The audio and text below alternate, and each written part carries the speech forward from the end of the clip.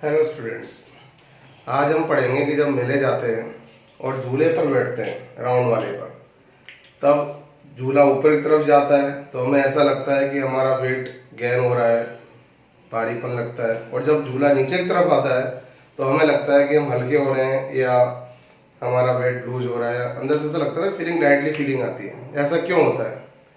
ऐसे जब हम लिफ्ट में ऊपर जाते हैं तो हमें लगता है कि हम भारी हो रहे हैं, और जब लिफ्ट में हम नीचे की तरफ आते हैं तो हमें लगता है कि हम हल्के हो रहे हैं।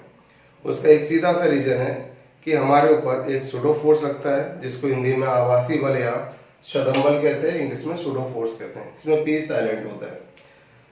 तो उसका रीजन क्या होता है कि फोर्स कोई सा योग फार्मूला होता है F इजिकल टू M, लेकिन इसमें M अलग चीज होती है, A अलग चीज होती है। M जो होता है वो होता है मास ऑफ पार्टिकल, या हम ये कह रहे हैं कण का द्रव्यमान, और A जो होता है वो होता है एक्सीलरेशन ऑफ सिस्टम या फ्रेम, निर्देश तंत्र का वेग।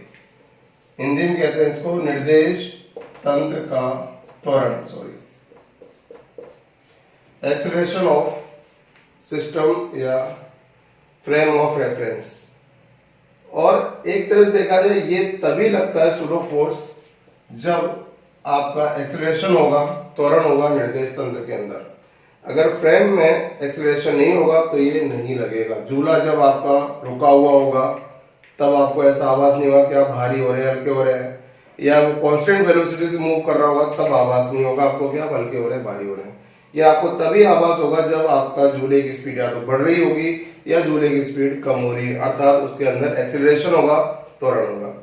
ठीक है, तो जैसे एग्जांपल लेते हैं कि ये मान लो अगर आपकी लिफ्ट है और इसमें एक M मास का कोई इंसान खड़ा हुआ है, तो कहने मतलब यहाँ पे ये है कि द्रव्यमान तो पार्टिकल का रहेगा, इंसान का रहेगा, और A जो रहेगा लिफ्ट का रहेगा, निर्देश तंत्र का त्वरण रहेगा। और इसकी जो डायरेक्शन होती है वो हमेशा डायरेक्शन A के अपोजिट होती है। जैसे कि अगर मान लो लिफ्ट ये नीचे आ रही है तो इस पर कंडीशन में आदमी पर दो फोर्स वर्क करेंगे। एक तो गुरुत्वाकर्षण बल कहते हैं, जिसे हम ग्रेविटेशनल फोर्स कहते हैं, वो हमेशा नीचे की तरफ लगता है, फिक्स है ये पैटर्न। चाहे आप खड़े हो, चाहे बैठे हो, चाहे लेटे हो, ये हमेशा सेंटर ऑफ अर्थ की तरफ लगता है, पृथ्वी के केंद्र की ओर लगता है, अर्थात नीचे की ओर लगता है। और जो सूडो फोर्स होता है वो हमेशा एक्सीलरेशन के अपोजिट डायरेक्शन में लगता है। अगर लिफ्ट नीचे आ रही है तो ये कितना लगेगा, ऊपर लगेगा, जिसकी वैल्यू होती है A। तो अब रिजल्टेंट फोर्स कितना हुआ इसके ऊपर? रिजल्टेंट फोर्स हुआ, दोनों अगर सेम डायरेक्शन में होते हैं तो हम ऐड करते हैं, अगर अपोजिट डायरेक्शन में होते हैं तो माइनस करते हैं। क्योंकि दोनों की साइड अपोजिट है तो ये दोनों आपस में क्या होंगे, माइनस होंगे।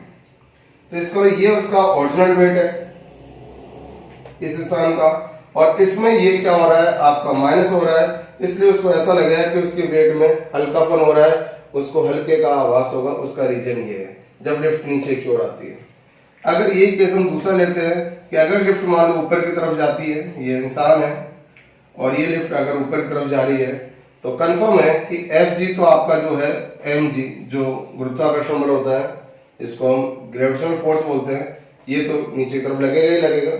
और जो आपका सूडो फोर्स होता है वो Ma होता है, वो किधर लगेगा आपके, वो आपके लगेगा इसके अपोजिट डायरेक्शन में, क्योंकि लिफ्ट ऊपर जा रही है तो ये लगेगा नीचे की तरफ। अब यहाँ देखो दोनों फोर्स आपके सेम डायरेक्शन में, इसलिए जो रिजल्टेंट फोर्स होगा वो दोनों ऐड हो जाएंगे, इसलिए मैं इनको दोनों को ऐड कर देता हूँ। तो अब उसका जो ओरिजिनल वेट है उसमें क्या हुआ, उसका इंक्रीज हुआ है, इसलिए उसको यहाँ पर भारीपन का आभास होगा। उसको ऐसा लगेगा कि उसका भार बढ़ रहा है, और यहाँ पर उसको ऐसा लगेगा उसका भार कम हो रहा है, कि उसके ओरिजिनल वेट में से क्या हो रहा है, माइनस हो रहा है। अगर थर्ड केस लेते हैं कि अगर मान लो जिस रस्सी से या जिस वायर से वो लिफ्ट ऊपर नीचे हो रही है और वो वायर टूट जाता है, उसको परम आनंद की प्राप्ति होगी। कैसे? क्योंकि जब कोई स्वतंत्रता पूर्वक या फ्रीडम नीचे से आएगा उस समय A को हम G से रिप्लेस करते हैं। जब कोई पार्टिकल फ्रीली नीचे मूव करता है तो A को G से रिप्लेस किया जाता है, और ये लिफ्ट आपके नीचे की तरफ आएगी जब जिस वायर के थ्रू लिफ्ट ऊपर नीचे हो रही है वो वायर अगर टूट जाता है, फ्री मूव कर रही है उस टाइम पे A को हम G से रिप्लेस कर देंगे। तो अब यहाँ पे भी जो आपका गुरुत्वाकर्षण बल है वो तो नीचे लगेगा ही लगेगा, साथ में जो सूडो फोर्स है, आभासी बल है जो, वो आपका किधर लगेगा, ऊपर की तरफ लगेगा, क्योंकि इसके अपोजिट डायरेक्शन में लगता है। सभी में देख लो आप, आभासी बल हमेशा मैंने ए के अपोजिट डायरेक्शन में लगाया है, और एफ जी हमेशा नीचे की तरफ लगता है, फिक्स कॉन्सेप्ट है।